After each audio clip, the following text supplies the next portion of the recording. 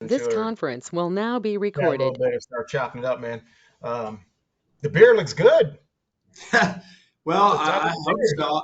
I hope so. I've had it for about 6 or 7 years now, so I hope it's coming in all right. Right? Looking good, man. Well, shoot, I appreciate you taking the time to do this. No, my pleasure.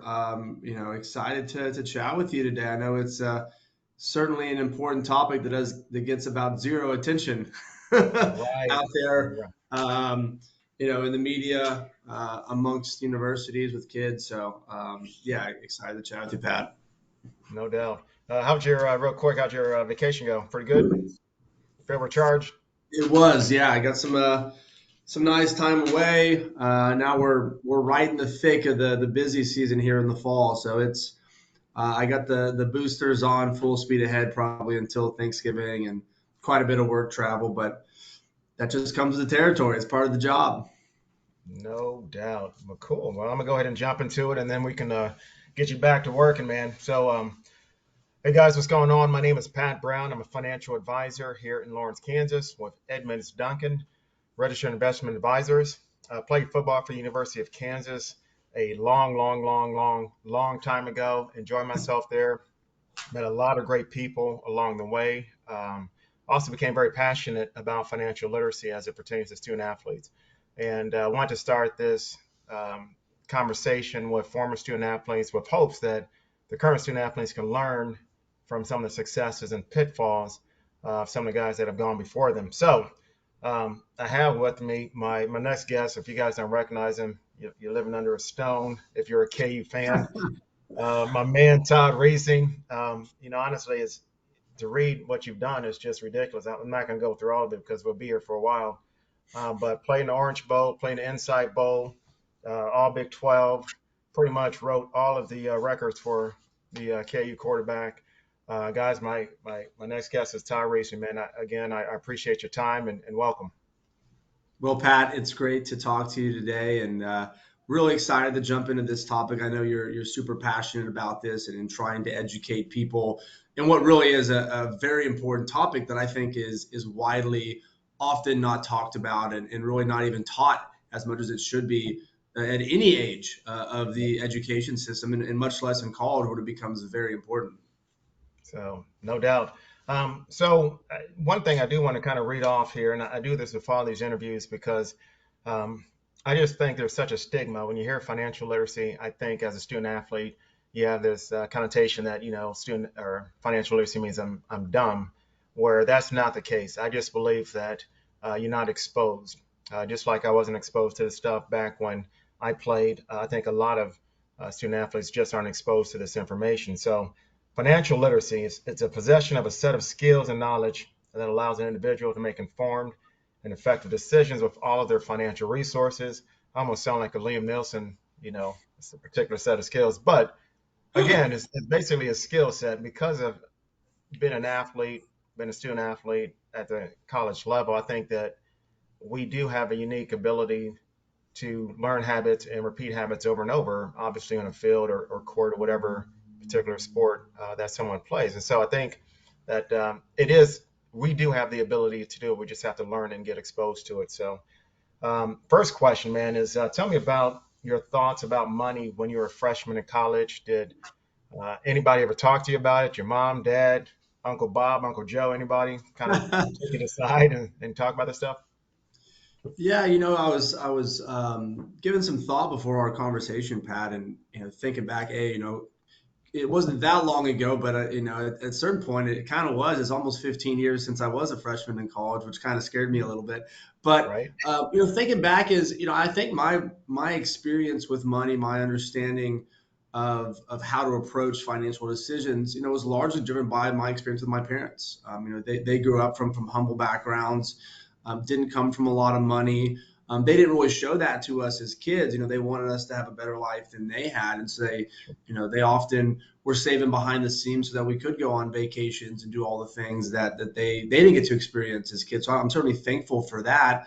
But going into college, I had some experience in thinking about how to budget your money, being able to spend wisely, make decisions with the money that you're given, largely by what your parents are giving you as an allowance.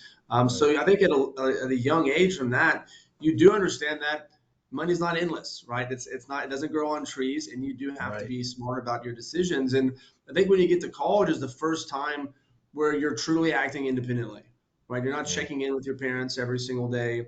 Yep. You're going to have, whether it's a scholarship check or an allowance maybe from your parents. They helped out with a small amount, but that only went so far, and Yep. really makes you start to evaluate. Well, the decisions on things I buy or don't buy have big implications on how well this money is going to last. Right. And I think that it really is a big step into the real world as a young adult to realize um, that you have to make smart decisions, or that money is going to run out at the end of the week or the end of the month. Yeah. No. No. No kidding.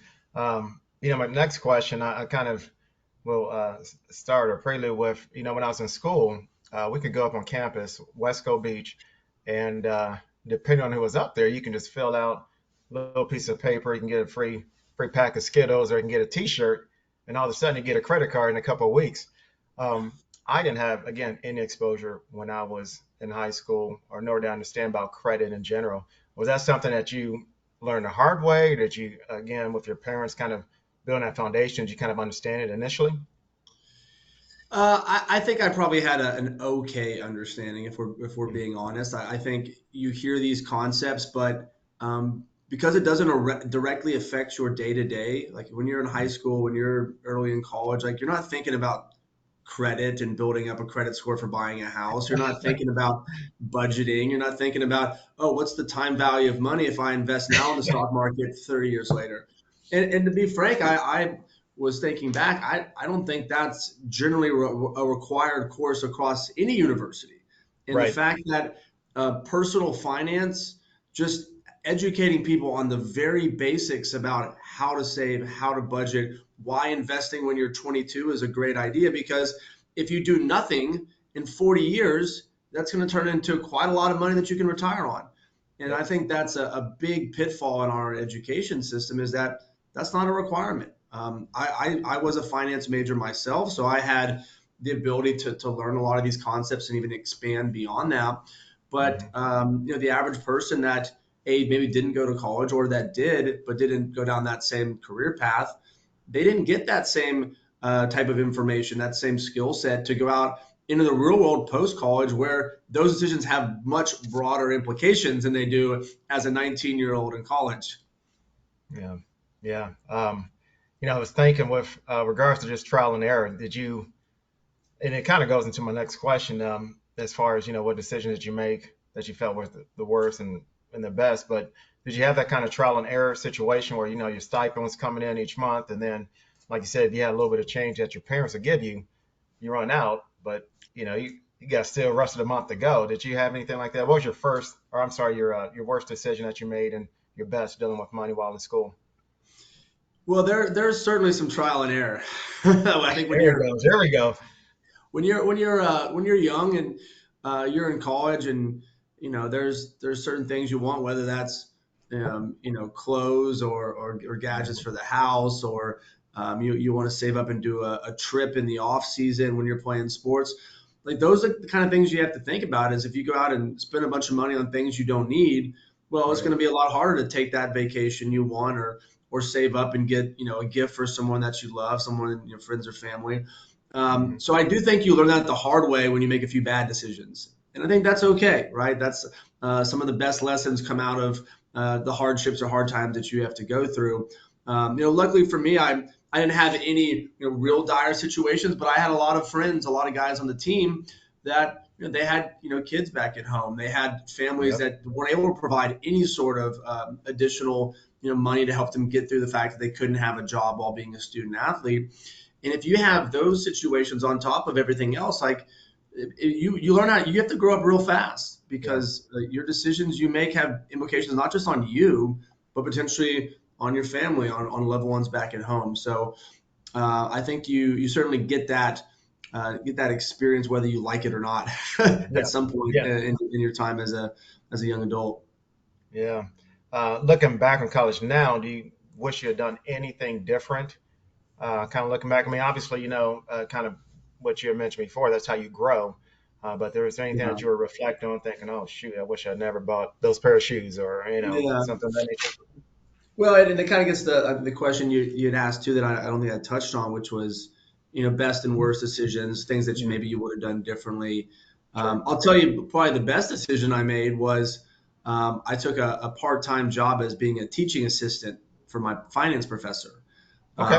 Not only did that, it helped to give me something to do. I helped held office hours for students and helped them kind of understand these concepts. I graded papers, but it also put some extra cash in my pocket. Right. Because it was flexible in terms of the amount of hours I would work. I was able to do it while maintaining my commitments to playing sports and obviously in the academic realm as well.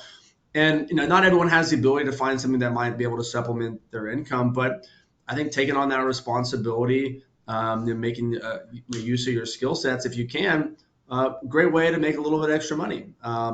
And I'm sure there's other opportunities, that people can find when they're a student athlete to do that if that would be beneficial. And so that, having that a little bit of extra income, a little bit of extra cash in your pocket, certainly help to allow to maybe you can go out and get those things that you want that maybe aren't part of that normal budget, whether it's you want a new pair of sneakers or you want to upgrade the TV in the house, and that'll Sure. kind of help to alleviate some of those.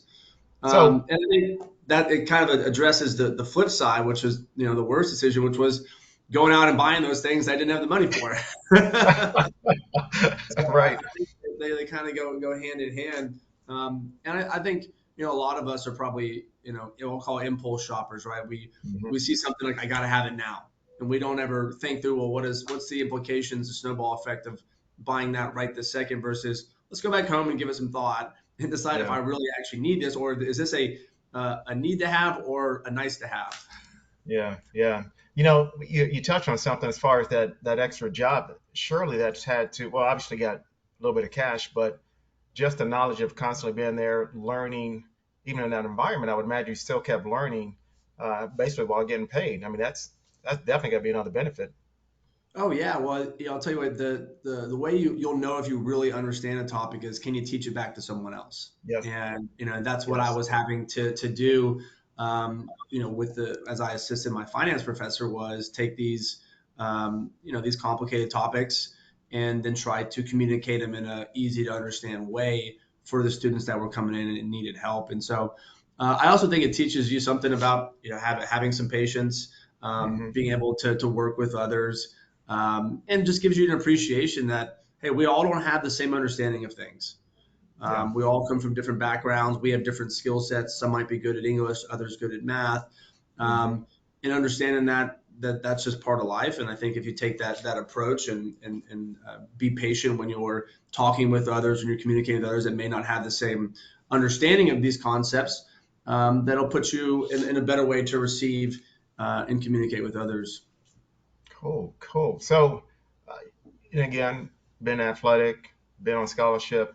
Um, we're more prone to do things over and over and over, repetitions, getting our reps, getting our reps. And so, as far as habits that you learned and formed in college, it sounds like you really just learned good habits and had a good foundation all throughout college. So, those habits naturally transferred to when you got out of college as well. Oh, without a doubt, Pat. I think being a student athlete was probably the best thing for my career Hmm. post athletics because whether you like it or not, you're going to if you're going to be successful and make it through and graduate, you're going to have to be disciplined, right? You're going to have Yeah. to be on time, be at the right place, be ready to work, both in the classroom and outside of the classroom. So I think most people have that work ethic because it takes a lot of hard work just to get to college to play academic or to play sports and then from Yeah. there be successful you have to continue and even improve upon that work ethic to really succeed at a high level. I also think you have to be willing to continuously learn Yeah. because as much as you might know coming out of high school, you're going to learn a heck of a lot more going into college. As much as you think you know in college, wait till you get into the real world. You're going to learn a whole lot more real fast. So I think you have to be able to continuously learn while dealing with adversity. Adversity is a part of all of our lives in Yep. some shape or another. And so I think being willing to overcome that, overcome those hurdles, not getting down on yourself, not throwing in the towel, but Hmm. instead say, hey, the adversity is an opportunity to learn. It's an opportunity to dive in and solve a problem that I haven't had to solve before, which may teach me a new skill set, teach me something about myself or others around me. And I think the most important thing is the value of teamwork. Yeah. And I've been fortunate enough in my career. I've worked on a great team. We've got a lot of former athletes on our team that work in very high positions in the firm, and they try to create a community or a workforce that values working together. And that's Yeah. not true at every workplace you go to. So I think if you can, really understand the benefit of working together, that we're all in this to, work towards a singular goal, then the Yeah. outcomes are going to be much more positive and much more enjoyable along the way than trying to do it on an island.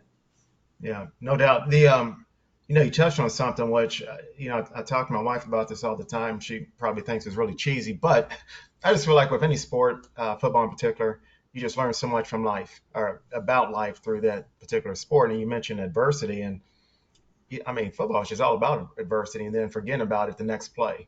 If you make a mistake or if someone else makes a mistake, you have to forget about it, line up, do it again, and keep doing it. So I appreciate you bringing that up. This other question, or I guess towards the end here, this is one of those questions I think really helps, the younger student athlete, and hopefully they can take some nuggets from this one. But what are some of the pitfalls you would hope that your story would prevent, the young student athlete from making? Now, obviously, the landscape has changed quite a bit with the name, image, likeness, but when you kind of talk about your story, what do you think is something that someone can just take from this and kind of learn from? Well, I think it's important at that age, and I can think back to how my thought process was at that point in time when you're kind of on on top of the world, you're playing college sports, so life's good. Mhm. Um, is sometimes you think you know it all, not in Yeah. a bad way, but you're a confident, young person, and maybe you don't want to hear what other people have to say. Certainly when it comes to the future, like you're living in the now, you're not worried about what's happening Yep. next year or after you graduate. And the reality is you should, because the vast majority of us are not going to play sports professionally. We're going to go into the workforce just like every other person at that university, where you're not going to have a leg up because of your sports background, right? It's going to be about what you're able to do as someone committing to that company or as a member of that workforce. So I think taking the time to educate yourself when you have the resources at your fingertips, Hmm. listening to those who've come before you about the guidance they can give you. There's no better teacher than experience. And I know that if I could go back and do things again, I would soak up as much knowledge as I could from the people that have something valuable to say, that want to teach me about things that are going to help in my work life, my personal life, whether it's my faith life, I mean, anything like that. And the university and others out there, people like you, Pat, are trying to make that information available. But what we have to do for that next generation is get them to spend time to really soak it up and realize that it's important. Because these concepts of personal finance and financial literacy are so important. And it's never too early to understand them and to learn them and to adopt them. Because I mean, I've worked in the investment industry for over a decade now, and I've seen the numbers. I know the data. You put a few dollars away, invest it when you're 22 to 25, and let it ride the market and do nothing. You're going to have millions of dollars when Yeah. you're nearing retirement. And if you don't make those smart decisions when you're young, then it becomes harder and harder to have the lifestyle you want as you get older, and certainly as you begin to retire, which no one wants to think that far ahead. Either do I, Pat, but it's inevitable. And making those Preach. smart decisions early on are certainly going to improve your quality of life as you get older. Yeah, no, no kidding. And this is the last question I was going to ask. It's kind of a new question. It wasn't on the sheet that I sent you, but again, as I touched on the landscape change in NIL, if you think about a young Todd Reesing taking advantage of the NIL, what would you have done with that money? Because a lot of these kids, they're getting a nice chunk of change. And so you think back, you got Orange Bowl, killed it. You're rewriting the record books. They're coming to you offering X amount of dollars. What would you have done? Well, I can tell you over the last handful of weeks when I've as I've gone back and talked to other people, um, hearing about the levels of money that these kids are getting across the country, not just specific to KU for NIL deals is kind of mind blowing. I mean, they're Yeah. getting a lot more money than my roommates who played in the NFL for 3 or 4 years ever made. We're talking about meaningful amounts of money. Not obviously, I know that's not equal across the board, but Right. whether it's a small amount or a large amount, man, be thankful because I would have killed to see what kind of money I could have got back in the day when Right. we were rolling. Um, Right. I think, I've made the joke, man, if I had taken that money and just invested smartly, like I probably would be in a pretty good spot right now. And I know I've kind of hit on that point already, but listen, yeah, You if did on it. you, Yeah. tuck some away, you don't have to save every single penny. If you have things that you want to go out there to, if you need a new car because you don't have a way to get around town, if you want to have a nice, comfortable living space after you get done, living in the dorms, whatever, yeah, do that. Take care of yourself. Put it to good use, but you don't got to go out there and spend every single dollar buying all the things that are going to be more materialistic. Be smart because as soon as you leave college, you don't have that coming in anymore Yeah. for the most of you. So if you make smart decisions over the course of those 4 or 5 years that you are able to potentially tap into that resource, then you're going to come out of college a heck of a lot better than 95% of the people that are coming out of college because you're going to have some money in the bank account already. And that can be really helpful because you never know what's going to happen in your Yep. future and the ability to get jobs and earn money after that. Awesome. Awesome. Well, the last thing, if you could just share with guys what you're currently doing now. I know you mentioned your investment business and been there for quite some time, but yeah, if you can just kind of go into that a little bit and then we'll just kind of go from there. Yeah, happy to, Pat. Yeah, I've been working for a firm called Dimensional Fund Advisors. It was actually co-founded by David Booth, so that name may sound familiar for a lot of those that are Kansas alumni. Right. Booth Memorial Stadium, Booth Hall of Athletics. So the firm has been around for about 40 years, and we are an investment management firm globally. So the firm currently manages about $550 billion for institutional and financial advisor clients across the globe. I've been here for almost 12 years now. So I joined shortly after I had my short lived stint in the Canadian Football League.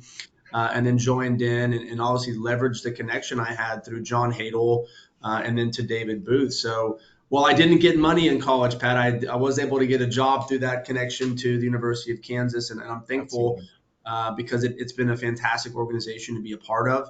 Obviously, being here 12 years, I've enjoyed the people I work with, the clients I work with, and it's somewhere that tests you mentally, right? We work with some of the smartest minds in the academic research realm, and so to Mhm. be surrounded by people that are intuitively operating at a higher level is really fun because there's always opportunities to learn, there's always opportunities to grow and understand things that I didn't understand yesterday. And so I continue to enjoy it. I look forward to the future here. And it's certainly been a fun ride, but I do miss those days out on the gridiron, though, Pat. Right. Right. There's the camaraderie, the team. I mean, it's great. It really is. I had, best years. Coach would always say, you can have your best years when I was a freshman. Your best years here, playing with the other guys, and you didn't think about it. But then as the time goes and it goes away, then you're like, wow, those are some of the best years. The stories, the characters that you know. So I hear you, man. I hear you. I hear you. So again, appreciate your time, brother. Pat, thanks so much for having me. It was great talking with you today. Absolutely. If you get back to Lawrence, man, let me know. Yeah, we'll do. We'll see if they keep on rolling. I may have to get back there for another game there in November. I may try to get up to the Baylor game because that's just 90 minutes down the road from me in Austin. Okay. So I may try to get down there for that game too. Cool. Cool. Well, shoot, you have a good rest of the day, man. And I'll talk to you later. All right, Pat. Take care. Appreciate it. Yes, sir.